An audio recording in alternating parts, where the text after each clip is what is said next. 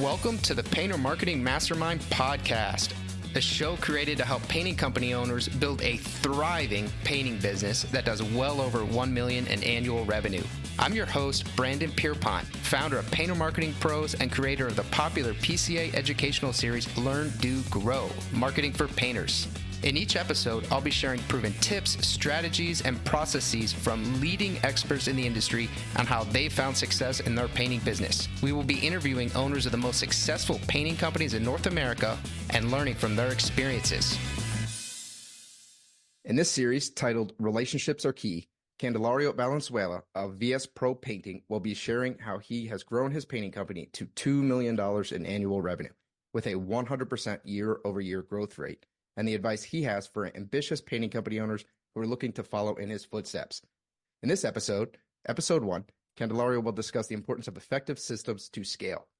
In episode 2, Candelario is going to outline how knowing your numbers is critical and which numbers he most focuses on.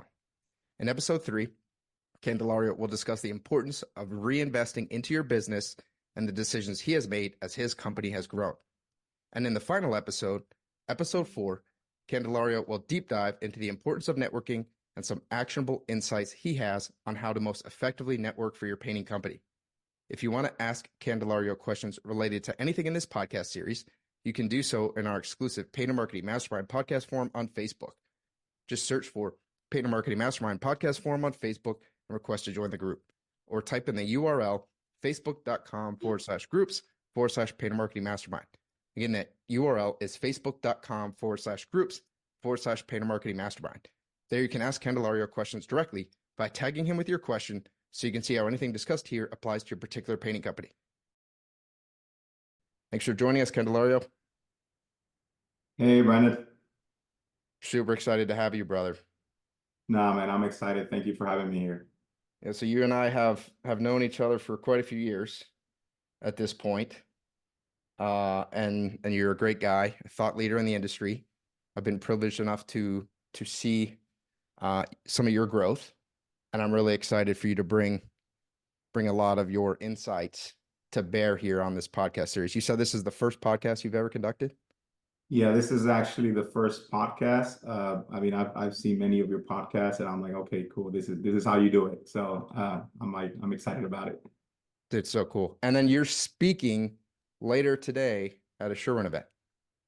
Yes. So it was about a month ago. I got one of the supervisors from Sherwin-Williams actually reached out to me, and they're having like a Hispanic business owners, painters out in the Q2 Stadium here in Austin. It's the soccer stadium here in Austin, and they're going to have a place there where they want me to be a guest speaker and just kind of like encourage and motivate our industry in the Hispanic culture. And that's wonderful. And you'll be giving that presentation in Spanish. Yeah, so I'm actually, I fluctuate way better in Spanish because I was, I guess my primary language is in Spanish, but yeah, definitely, I'm excited about that one too. That's actually the first time that I'm going to be, public speaking about the business and all that good stuff. So yeah, that's so neat, man. So you're doing this in English, you're doing that in Spanish. What was the do you remember when we started working together? Because you work with Painter Marketing Pros. What has it been, a year? A little over Yeah, under a year? it's a little bit over a year. It's been a year and a couple of weeks that I've been working with you guys. Okay, so I remember when you joined, you were under $1 million. You're now going to hit 2 million this year. And one of my biggest goals of when we work with the company, I think I even talked with you about this, because we only really bring people onto the podcast that we're doing over $1 million, right? Unless we have an industry partner series or we have a couple other things we do. One of my biggest goals is always that we grow you to a point that you become a thought leader, and we pull you on the podcast, and it kind of goes full circle. So I am super excited, Candelario, that you are honoring us by doing this. Yeah, no, I think I met you the first time that I went to the PCA, and it was about a year and a half ago, 2 years ago. I met you out there, and I remember that we connected, and I went to one of your sessions that you had out there, and I was like, man, this is going to be the guy. And I remember that we started talking about it, and then we started going into more depth on marketing and all that good stuff. And for me, it was like, okay, cool. Like after we make the connection and all that good stuff, we were able to start working together. And since then, it's just been a change, man. I was looking I was definitely looking to scaling and all that good stuff. I didn't think it was going to be that fast. But man, I'm so excited to I see love what's it. coming. Thanks for the plug, Candelario. I'm not overly self-promotional. I probably should honestly even be a little bit more, but the two takeaways here. Number one, work with painter marketing pros. That was obviously blatantly self-promotional. But number two, the bigger takeaway, the more serious one, is be an action taker, right? So Candelario saw someone who he thought would potentially be a good fit for him marketing wise. He knew he wanted to grow his business and he took action. And regardless of whether that's hiring an estimator, a project manager, hiring a marketing agency, finding a director of marketing for your business, whatever it is, the most successful entrepreneurs are action takers. Speed attracts wealth. So be an action taker. Candelario is an action taker. He didn't just hire painter marketing pros. He's done a bunch of other things, which have gotten him to where he's at, which we'll be covering in this podcast series. But that's the big takeaway from this. Be an action taker. No, definitely. And then I remember that I actually got in touch with you way before I even went to the PCA. And I remember you asking me, hey, are you going to be at the PCA? I don't know if you remember that, but you asked me, hey, are you going to be at the PCA? And I was like, yeah, I'm actually heading that way. And that's when we're finalized our kind of like that we started working together after that. Because I wanted to meet you in person. I want to see what you were about. But you're Yeah. a good. Make sure I wasn't a hologram. Yeah, no, everything worked out good. We've hung out a bunch of times now too. Been to a lot of Jason Phillips events together and some other things. So it's been fun. And that's another thing well, we'll get into that. I don't want to jump ahead. The networking. We'll get into Yeah. networking and Oh no, how well you do that. that's a big one there. It's a big one. Yeah. Yeah. All right, cool, man. Systems. Systems are kind of boring. Nobody's usually super passionate about them. At least I think us entrepreneurs aren't typically the most passionate about systems, but they are what allow you to scale. Let's get into it. Yeah, definitely, man. So I remember back whenever I started, it was back in 2017. Um, it was myself and a helper. And it first started as a kind of like a side thing, right? It was a side hustle. I was working for like a larger company. I was not even in the painting industry. I guess I had previous background in the painting industry because I worked 3 years for a company in the painting in the commercial side of things. Um, and then I started working for a drywall company. And then I remember I had a good position there, but I always had in my blood that I wanted to be an entrepreneur. I wanted to, start a business. And I was like, okay, cool. Like I know how to paint.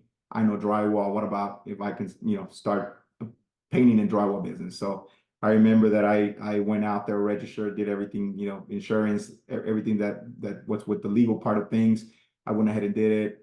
It started all like a side hustle. And when I was about a year into the business, whenever I started seeing that it was giving me enough work to handle, my family, be able to support my family, and the guy that was working for me, I remember that I was like, okay, it's time for me to just, go all in. And whenever I went all in, I was like, okay, cool. Like I set myself a goal, and I was like, okay, so where do I want to be in 5 years? And I remember that day it was a Friday afternoon, and whenever you're trying to collect all checks and you're trying to pay your guys and all that good stuff. And I remember I was in the back of my truck with a whole bunch of paint on my pants and on my shirt, like from working hard and all that stuff throughout the week. I remember sitting with my with one of my painters, and we're talking about it, and I was like, hey, my goal in 5 years, hoping that we can hit our first million. We had never seen, not even I remember not even in the first year we saw 100,000. So and I was already, kind of like setting myself for a big goal there, which was a million. And back then, maybe a lot of people or even me, I was doubting that. Oh, okay, it's a realistic. Can I really can I really make this happen? But I knew I could. So I remember then whenever I was already like in the middle of my goal, like 2 3 years into the business, I remember that I started seeing, okay, cool, like I was already at 500,000, so I was halfway there. So now, but I started seeing that there was a lot of things that were going south, right? And it was people, it was sometimes overload of work, too many responsibilities. I knew that I needed to start to figure out some type of way that how I scaled, I was able to also maintain like the quality and the communication throughout the whole different aspects in the business, right?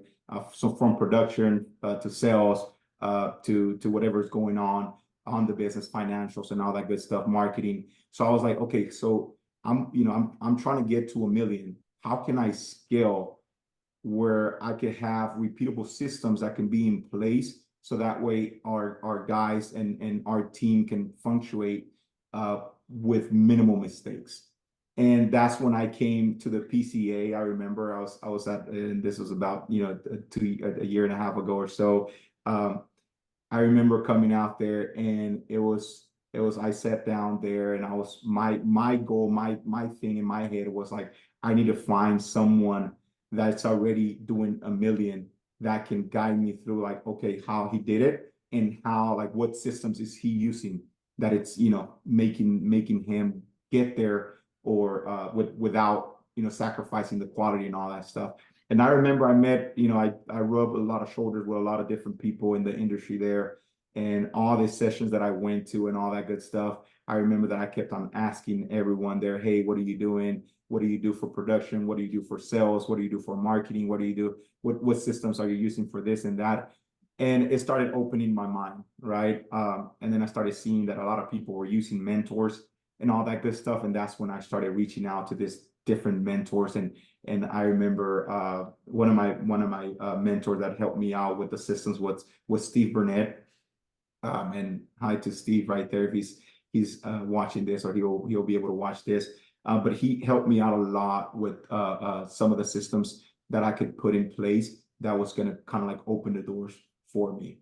And I started seeing, okay, cool. Like I started using software for production, because that was one of my main problems that I had. Was like, okay, I had delegated the brush already. I had after a year, I remember that I knew the only way of making money was me actually selling jobs. That I could pay someone, my salary for as a painter, that could take my role, and I could focus, on selling 2,000, 3,000, $4,000 jobs out there, and I was going to be more profitable. So whenever I started doing that, that changed the whole world in my business. So that's when I started seeing that production was, there was a couple of items there that I needed to work on, and I was like, how can I manage production without me actually being there, and it can just run itself? And that's when we came up with a production, I guess, system. And we brought different softwares into the system. So now I'm able to see, like, our production team is basically making it happen out there, and I can oversee what's going on. So we have something that a software where whenever we sell a job, it goes right into the production software, and our production manager is able to pull it out and then see the work order, all the information of the customer.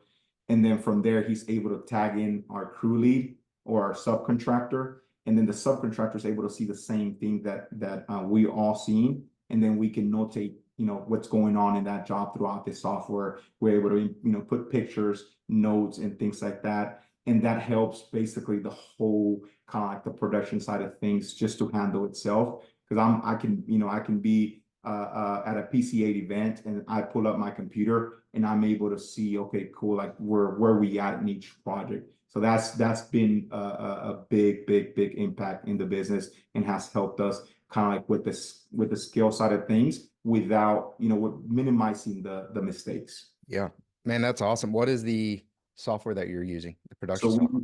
we use Monday.com. Monday.com. And Steve, he helped you set all that up? Yes, Steve helped us set up all the Monday, and it's just like, it was a game changer for me. For a lot of people, I remember I spoke with a couple of people that are there already in the painting industry, and they have other systems like Google Sheets or Google Docs and things like that. And whenever we were talking about it and showed, because they asked me about it, and I asked them what they were using, and I showed them what I was using, and they were like, "Oh my God, that's just a game changer." But sometimes it's just hard whenever you already have something in place, and to change it, it's just sometimes tough. But for me, I didn't have nothing in place. So whenever I put Monday in there, for me, it was like, oh my God, this is just, it changed all the perspective in the production side of things, because we're able to manage and oversee what's going on. every day at any time. So if I have a question about a project in there, I'll just go in there and then I'll go directly to the project and send a message to my production manager, and he's able to respond back and knowing what job are we talking about, or even creating tasks. Like with our admin, I'm able to create tasks in there. Like if we have a special task for her that we need to make sure that she gets done, then we'll go in there and we'll type it out, and then she receives a notification. We're able to also put in the deadline basically, and then how impactful is it? Is it 5 stars, 1 star? Like how important is that task to be completed? Yeah, Monday is very good for project management. A couple of really important points here was it is easier to do it when you don't have sort of any system, right? Ideally, you kind of build it the right way the first time. That's rarely the case. As you so astutely pointed out, if you already have a system, you're using Google Sheets, maybe have a couple softwares hacked together or whatever, it will be harder to switch. You'll want to revert back. You'll want to just use what you're already using because it's working well enough. But the way I always think about systems, and we're still working on this some at Painter Marketing Pros, All right. is where we're at right now. Will it hold at 10x? And if it won't hold at 10x, then it's not a good system, right? So I encourage everyone who's listening, if you think, well, the Google Sheets, this is working pretty well, it's a little tedious. If you're at 500,000, would it work at 5 million? If you're at a million, would it work at 10 million? If it wouldn't, then take the time to go back, redo it, go through a little bit of short-term pain to give yourself that future runway. Right. It's really important, and it has to be repeatable. So that and the way that I saw it was like, I hear a lot of people kind of like use this example, but like McDonald's, right? McDonald's doesn't have I guess, the best talent working for them or all that stuff, or and they don't, they No, don't they have do. They have managed to find all the most talented 18-year-olds in the country. right. Okay. Yeah. Um, and it's probably not the best burgers out there, but their systems are so like, anybody can learn them. Like, but some teenagers can learn them. Like it's as long as you create systems that are repeatable and that are coachable and trainable to your people, I think that, that's a really solid thing to do in your business. So that way you can make sure that you maintain, because a lot of people worry about, okay, cool, like I don't want to get to 5 million because then I'm going to lose the quality. But what about if you put the right systems in place that you're able to manage and oversee and make the mistakes be minimal, then that might be an eye opener for you. And that's a really common refrain, isn't it? When people are talking about the growth and then we hear people at Expo or at other events and say, I've had a bigger company before and it was too much headache, or the quality will go down, or we had these issues with personnel or customers. And so I'm much happier now with this smaller company with just a couple crews or whatever it is. And maybe that's true, right? Some people might want a smaller company, and no matter how efficient, systematized it is, they might be okay with that. But I think a fair amount of the time, it's that they don't know that you can have a big company and it can still run that way. Right. I think we all have different opinions, right? And we're free to think whatever we want to think. And there's different, I guess, goals for everyone, right? My goal might not be the same as another painting company, but at the end of the day, definitely systems are going to help out with that kind of like that mindset where you're okay. No, like if I want to get to 5 mil, I'm gonna lose, I'm a great painter, or I have, great painters and I don't want bad reputation and all that stuff. But if you have those systems in place, definitely that's something that it's not gonna take all the, the errors or mistakes or all that stuff, but it's gonna minimize a lot of them. So definitely it's things that I, me whenever I started seeing okay where I wanted to be, and I thought the same thing, right? Oh my God, I want to be the best painting company in Austin, right? But it's kind of like, okay, cool, how do I get there without having that mentality where, oh, I can't get to 5 mil because I'm gonna lose that quality. So Yeah. Yeah. There are glass ceilings that we impose upon ourselves. So the system needs to be repeatable, it needs to be scalable. One of the big things you've done is you adopted a software, Monday.com, to help with your production management, and that's been a huge game changer. What other actions have you taken that have helped systematize your business? so we have a financial dashboard.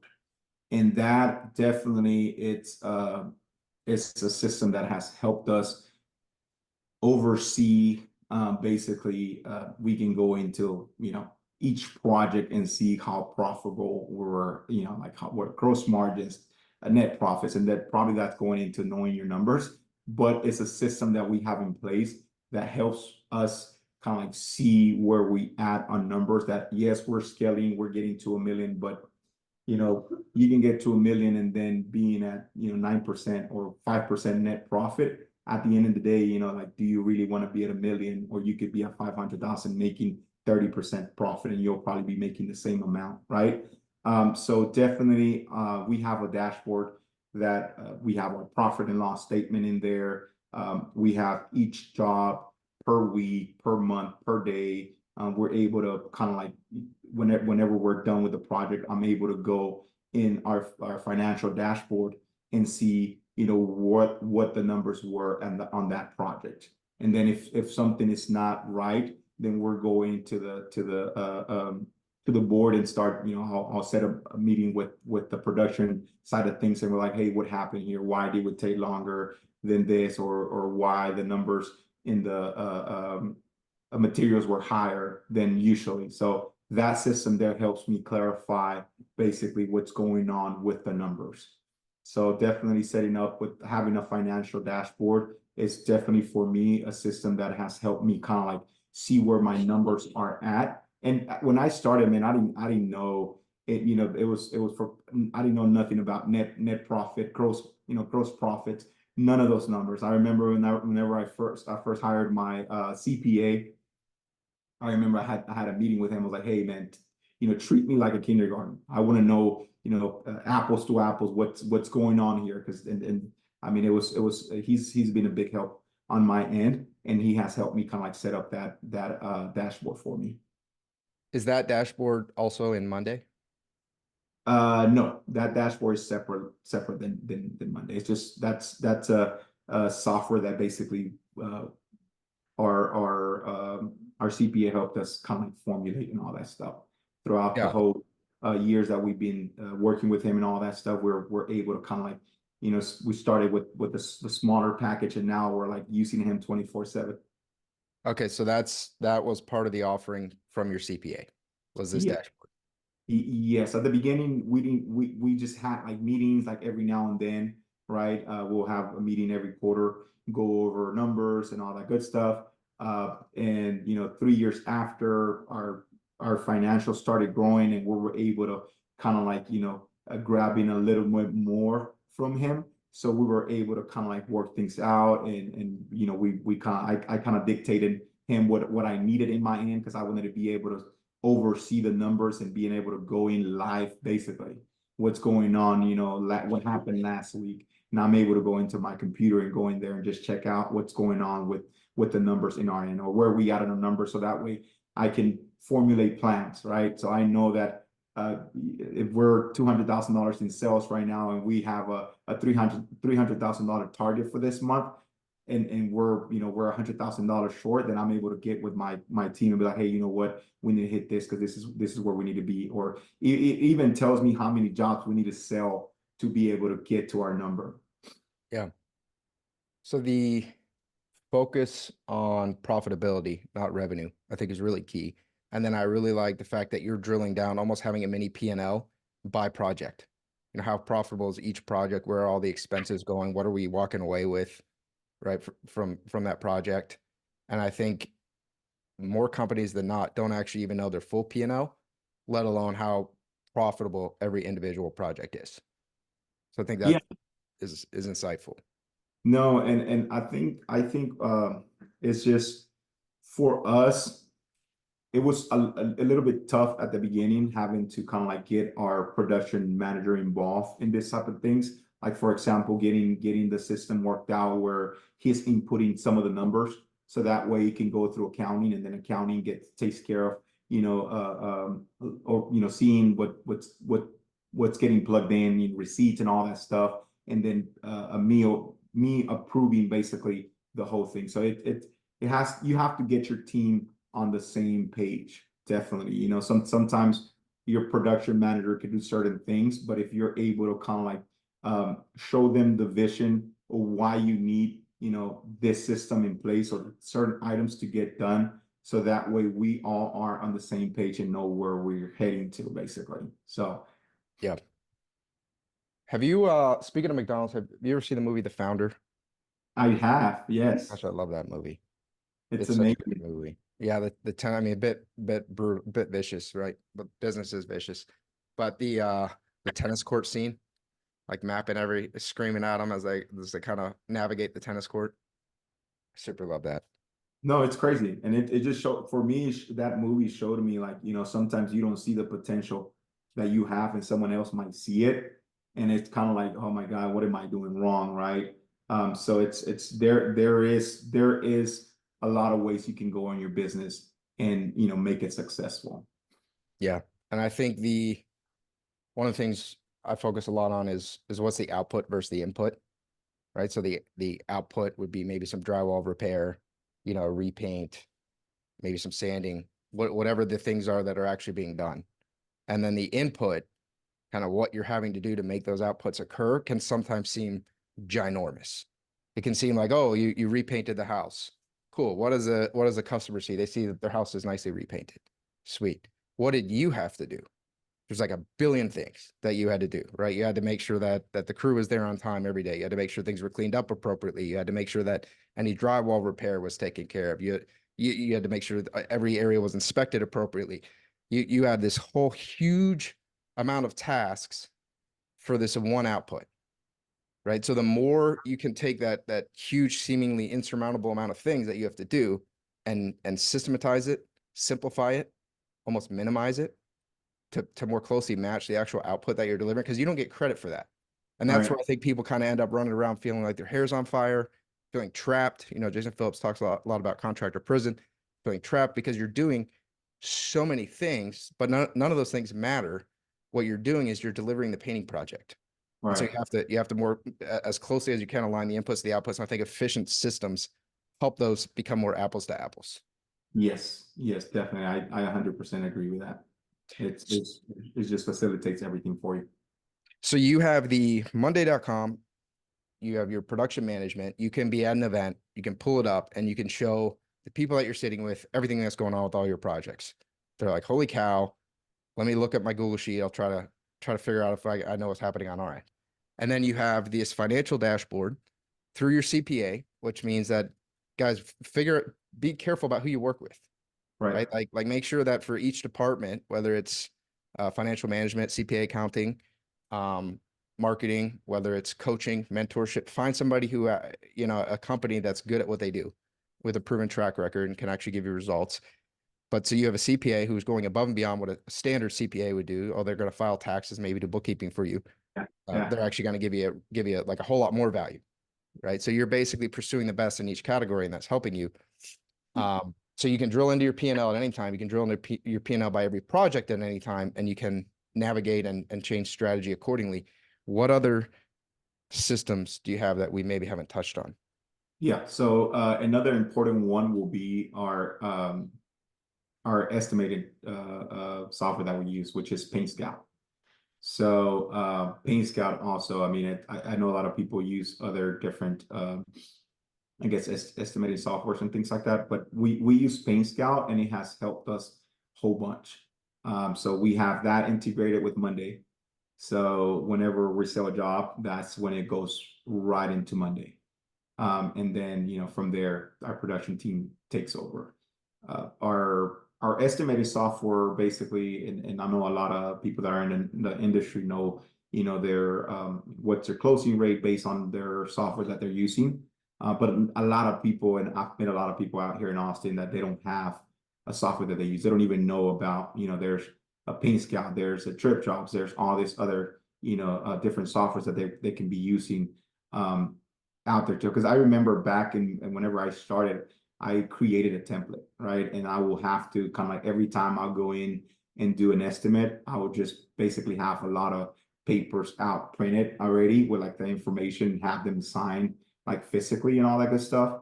But now it's like I'm able to, and that was not like a trackable system because I will just have papers all stacked up together. And it was like whenever I was looking for an estimate that I gave, about a month ago, I'll be all in my papers trying to, dig into that estimate. But now it's like I can go in there and I'm able to see, okay, cool. A customer calls me, I did a job for them about 2 months. I'm able to go in Paint Scout and see what, what it would do. Okay, cool. I'm able to kind of like, know more about it. And it's just more self-sufficient. I'm able to oversee too with our, whenever our salespeople are out, setting the job, I'm able to see what's going on out there too. Okay, you know what, the customer hasn't even viewed it, like what's going on. I'm able to get on the phone, make those phone calls because I have, that software that helps me see what's going on, the sales part of things. Yeah. What made you choose Paint Scout? So I think because I was using Joist before that. And Joyce is more kind of like for handyman and all that good stuff. And whenever I was presented to Paint Scout was just a whole different world than that because it was just meant for painting companies. And that just I didn't even look farther, so I can't really speak on other softwares. But whenever I saw Paint Scout and I went over the I guess one of the presentation, and I met them at the PCA. They were at the PCA, and I remember they're like, "Oh yeah, we can teach you how to do an estimate in 5 minutes." I'm like, "Oh okay." So I looked into It's it. I was fast. like, that sounds like super fast. So that's something that I might want to consider. And yeah, man, it's like once you get the hang of it, and you have your sales process in place and a good software to use, then it just things changes. Yeah. So we have the Paint Scout. So you're going to conduct your estimate. Your financial dashboard is how you're going to keep track of all your finances and how profitable each project is. And then we have your Monday.com. Right. How we're going to track your production rates. What else? And we have our CRM that we use, and that's through you guys, right? Painter Nice. Marketing. Yep. So Yes. that one there is the key, right? It just has all your customers, all the database in there, all the information of what's going on, where each lead is coming from, right? I'm able to see, okay, cool. You know what? Let's say I have 4 different marketing platforms, right? I have you guys, I have Yelp, I have Angie Leads, or I'm doing a door-to-door campaign or yard signs. We're able to track where is that lead coming from, where how many jobs it might, which of those platforms are being more profitable for us. True. And from there also sending staying keeping basically marketing back to your past customers. That's a great platform to have, right? CRM definitely, if you guys out there don't have a CRM, you guys definitely need to implement a CRM system in place so that way you can market back to your past customers, because I guess that's the less expensive marketing side of things whenever you're able to Sure. have a big database. Remember back then we only had like 500, 400 customers. In our CRM now we have over 1,000. Quite a bit. So Yep. it's kind of like, okay, cool. Like so because sometimes whenever low season comes, right? And normally for us will be like in January or so. We're starting to market like from today to our past customers. Like every month we're trying to send a newsletter or some type of making a touch with the customer just so that we can stay on top of mind. You're saying from like end of June. So we do it basically every. So right now we're coordinating with our the one that handles all of our account, and every month basically we're trying to send a newsletter or some type of even a case study to them, so that way we stay on top of our customers' mind. We're doing that for you guys. Yeah, Awesome. yeah, Cool. Let Bianca know she's doing a good job. So yeah. No, amazing. yeah, good. So yeah, a couple super good points there. Yes, Brandon Lewis is very big on don't a lot of painters are stepping over a dollar to pick up a dime, right? This idea that there's a lot of value in your past leads and your past customer list, and you need to keep in touch with them and ultimately own that network. So we can help you with that. And then Another point I want to bring up here is we work with Painter Marketing Pros works with a lot of companies. We work with well over 100 painting companies right now. And the ones that we find are the most successful with our system because we employ a CRM, and this gets back to um, actually being holistic with your sales and marketing approach. The ones that are most successful are the ones that engage and use. And so that's one of the things Candelario is doing in general with his business, right? He's taking opportunities. He's taking a CPA who offered him a financial dashboard and he's using it, right? He's taking Steve Burnett, who has tremendous experience consulting painting companies and setting up integrations. And he's working with him to get his Monday.com set up in a really helpful way. He's hiring painter marketing pros and then not sitting on his hands. Not saying, oh, well, hire a painter marketing pro so I don't have to worry about anything anymore. They have automations, they have it all set up, so I'll just be lazy. No, he's actually taking the training that we conducted on how to best use our system and the CRM that we've built out, and he's doing it. And then he's also has other marketing channels, right? He's still entertaining Angie and Yelp. He's projecting out ahead. Painter Marketing Pros, any marketing agency doesn't automatically solve, doesn't make slow season disappear. So he's Right. already thinking ahead, trying to drum up business and working his past leads and leaning into the system. So the takeaways here are engage the professionals and the resources that are going to be effective, but then actually use them. The reason Candelario, one of the main reasons, he's just a smart and great guy, but he's an action taker. He takes action. That's a huge takeaway here. Am I missing anything on that? No, I think you hit right, on the nail. That's sometimes we I guess we listen a lot to what other people are doing, but we're not doers, right? We Or forget we'll to. even engage with somebody, right? We'll even hire a marketing company or we'll hire a coach or we'll hire whoever, right? And they'll give us this stuff. They'll lay out this roadmap. They'll tell us what to do.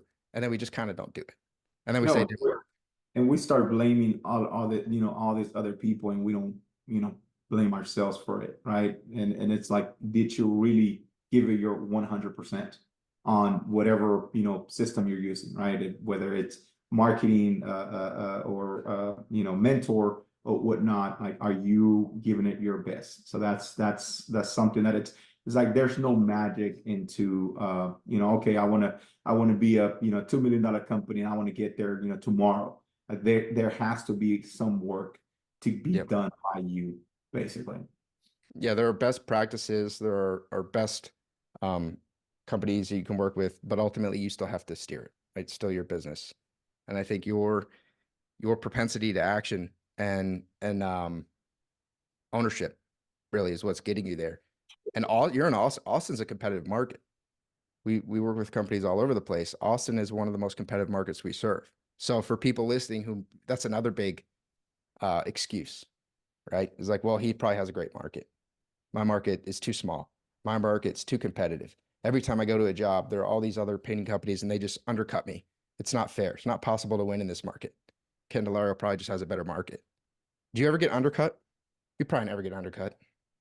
Uh, I mean, I hear what you're saying all the time. Like, Yeah. the economy right now is super bad, right? There's no, and that happens a lot in the Hispanic culture. I was actually at an event the other day where there was a guest speaker talking about, and this was, they were talking to the Hispanic painting companies or painting business owners, and they were all Hispanic in there, and they were like just saying, "Oh no, man, we try our best to." Sell the jobs, but right now the economy is super bad, and that's why people are not buying, right? And then you start thinking, okay, are you creating enough value? What are you doing to actually sell a job? And it's just there's different ways we can go on this, but I think overall it's going to be all in your mindset, right? Okay, am I gonna give it all my 100% and make this happen? Whatever I do in the business, you got to give it your 100%. Yeah. And I think, Jason Paris talks a lot about the Sherwin-Williams store math that he has, right? Like go in, ask him how many gallons of paint they're selling a week, and then figure out how many Sherwins there are in the area, and then what percentage of the market does Sherwin take up, and ultimately how much are do-it-yourselfer, how much are, done by painting companies, and you can figure out roughly how many houses are being painted each week, right? Through this exercise. And if you do that, you'll figure out that even in a slow economy, houses are being painted. They did not just stop. It's not in your area. Hey guys, we're going to hit the brakes. No house is going to get painted for the next 8 months. It might be a slowdown. There might be. There might be a little bit of a slowdown. That's a real thing. There might be people taking a little bit longer to make a decision, right? We have a first presidential debate coming up here. People are going to start to get anxious about next steps for the country. That's a real thing. People start to hold on to their dollars a little tighter. They kind of hold their breath, seeing what's going to happen. But winners are still winning. Winners are absolutely still winning. So it's important to remember that. Yeah, you cannot just sit on your back and think about, the world is ending and not doing nothing about it. So it's for me it's like we call it a hunting season. So whenever our leads are down, we're not receiving, enough leads from our different sources that we have, we start to go into a hunting season. So what that means is we'll go out there, start door knocking, which is basically door Oh to door. God, no, don't do that. That's terrifying. What if, but Candelario, what if they told you no or like get out of here? Or what if they shut the door in your face? I, Dude, you I, can't. I, I've got that many times, and we'll still sell two one job per day whenever we're out there door to door marketing. Yeah. How many of you listening have ever, or maybe currently, are lamenting low lead flow, but you haven't knocked on one door? Candelario has a $2 million company, and he's willing to knock on a door. Yeah, Interesting. we're out there about 2 3 weeks ago, and I remember whenever we first started implementing that, and I brought in my production manager. I was like, hey man, we got to go into hunting season. We got to go knock some doors because we need to fill in your Monday. We need to fill in your calendar. So we went out there. He was kind of like a little bit shy and all that stuff. But right now, man, you'll see that guy. He'll call me. Hey, Connor, are you available, man? Can we go door knocking? I want to sell a job so bad, and we'll go out there and I'll go with him and I'll see him closing jobs. And it's just for me, it makes me feel so good because I know that we're not sitting on our backs and we're basically out there whenever we don't have sufficient, leads coming in, we'll go in there and make it happen. Yeah, one quote I like. I probably heard it somewhere. I don't know. Otherwise, I made it up. We can just, but someone will probably Google it. I probably just heard it somewhere. But I always tell my wife like, do what others won't, so you'll have what others don't. Be willing to do the uncomfortable things. Get comfortable being uncomfortable. Door knocking sucks. It does. Cold calling sucks. Things like that are just, you have to be a special kind of person to enjoy that. Very few people do. But because it's so hard, it means that very few people are doing it, which means that it's sort of a blue ocean opportunity, right? So to be willing, it's a lot easier to just swipe and sit back and okay, we did hire a marketing agency, great, that's a good step if it's a good one. But then the lead comes in, but oh, I'm not going to call them. I'm not going to follow up. The automations will handle all that. I'm not going to actually, I don't want to get myself on the phone. That would be scary. Like, let's just have them book it themselves. The more passive you are, the less money you're going to make. Have to be active. Right. Definitely. I like that a lot. I fluctuate a lot way better whenever I'm in my uncomfortable position. Like whenever I'm in an uncomfortable position, like let's say we're struggling with sales, I gotta eat. My family has to eat. Our people has to, they have to eat. So I'm in an uncomfortable position. So that means that I'm gonna go there and hunt for food. Yeah. Hunting season. Gosh, I Yeah. love it. Gosh, I love it. Best defense is a good offense. All right. So we have the Painter Marketing Pro CRM, the sales system. We have Monday.com. We have the financial dashboard, and we have Paint Scout. Am I missing any systems? I think the only other thing that we're using it's going to be just Google Calendars. Okay. That's an important one, right? Because without a calendar, then you're not, you have to. We stay on track. Basically, I'm able to like our team is able to share their calendar with me, so I'm able to see where they at like every day, what's happening basically every day on a day-to-day basis, like what are they doing, like okay at 9 a.m. I'm stopping by a job site, at 10:30 I'm sending an invoice or whatnot, things like that. Calendars is just for me, it also helps a lot with facilitating what's going on throughout the whole day and also organizing yourself, right? As a business owner, sometimes you're like, whenever you're trying to delegate certain responsibilities to people, and you're in the position where you're more like an owner, less an operator, then you're able to, okay, cool. Like, what do I do with my time now? definitely go into your calendar, start putting things that are your priority. And that's what I do every day. I'll go into my calendar and then I'll see what's happening. And then at the end of the day for tomorrow, I'll get ready and I'll put everything in my calendar that needs to get done the next day. So that way I know how to use my time. Time management, it's a really, really important thing as a business owner to always know what's going on, what's going to happen throughout the whole week on a day-to-day basis. This is a business masterclass you're giving right here, Candelario. Yeah, time management is it's, so many people wake up and it's just, oh, what is going to be imposed on me by the world today? What emails am I going to receive? What angry customer issues am I going to deal with? Let me just wake up and let the world dictate my day for me. And you are not going to get to 2 million and beyond if you wake up and you're just, the punching bag of the world. You have to decide the concrete, actionable, high value tasks that you are going to engage in each day. Yes, that's definitely something. And every time that I delegated something, it was for me. Now I delegated that. I felt like I had nothing to do. But whenever you start looking around, there's a whole bunch of things in the business that you could be doing to be able to get to your next goal. Yeah. Hmm. Yeah, I think some people are afraid of feeling like they're losing a purpose too, right? Like, oh, I conduct the estimates. I'm such a good salesperson. I wouldn't want to give that up. But if you gave it up, then you could start thinking more like a visionary. Or you could Like start what? spending time plotting a master plan for the growth of the company. Right. And one of the I guess the tasks that I delegated was the sales to one of the a sales guy that we had hired. And that for me was kind of like really tough because that's what I love the most. It's basically going out there and selling jobs. Um, but once I did it, I remember that the first time I did it, and it was he was already on his own. It was like, okay, what do I do now with my time? Because now I'm like, I was having 3 to 4 appointments per day, and that was taking a lot of my time. So now it's like now that I have this 6 hours available per day, now what do I do with that time? And then that's when you really start to kind of like, okay, put pieces in place and you're like, okay, cool. Like there's this other items in my business that I could be doing. So that way I can grow at a faster pace and get there without getting hurt. Yeah. Yeah. Your business is not magically going to grow to multi-millions, to 5 million, to 10 million. It's not going to grow like that just because you're working hard and you're staying busy. And so if you are not delegating these things, if you are not the brain, if you're not stepping back and coming up with an action plan of how you're going to get there, nobody else is doing it.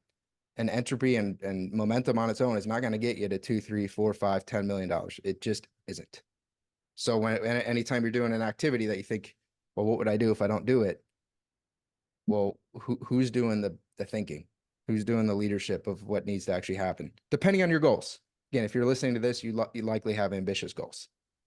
Right, right. But that's right. That's true. Like we all define success in different many Yeah. ways. And my success or your success might not be someone else, but Yep. definitely if people are listening to this, it's because they want to grow, they want to scale, they want to, always better their business, which and that's what I do all the time too. I'm always listening to different podcasts or people that I can learn from because that's really important. You never stop learning. The day that you stop learning, I think everything ends there. But Yeah. I just see life as a learning a lesson every day. I'll learn from someone, even from whoever. I'll try to get and I'll always go based on a kind of like a scripture in the Bible that says take everything. This is the Apostle Paul. He always says take everything that's good and leave everything that's bad. So I always take the good from everyone. So. Man, I love that. Candelario, this is incredible, man. Is there anything else regarding systems that you want to cover before we wrap up this first episode? I think there's many, but probably I missed one or two. But I think this ones are like the main primary sources for me that have helped me, scale my business. Amazing. Well, we will be, this was all about effective systems to scale. We'll be covering critical numbers next time. So super excited to figure out more about your dashboard and what you look at. And thank you so much, brother, for this business masterclass. No, man, thank you for having me in there. I'm excited for the next one. If you want to learn more about the topics we discussed in this podcast and how you can use them to grow your painting business, visit paintermarketingpros.com/podcast for free training, as well as the ability to schedule a personalized strategy session for your painting company. Again, that URL is paintermarketingpros.com/podcast. Hey there, painting company owners. If you enjoyed today's episode, make sure you go ahead and hit that subscribe button. Give us your feedback. Let us know how we did. And also, if you're interested in taking your painting business to the next level, make sure you visit the Painter Marketing Pros website at paintermarketingpros.com to learn more about our services. You can also reach out to me directly by emailing me at brandon@paintermarketingpros.com, and I can give you personalized advice on growing your painting business. Until next time, keep growing.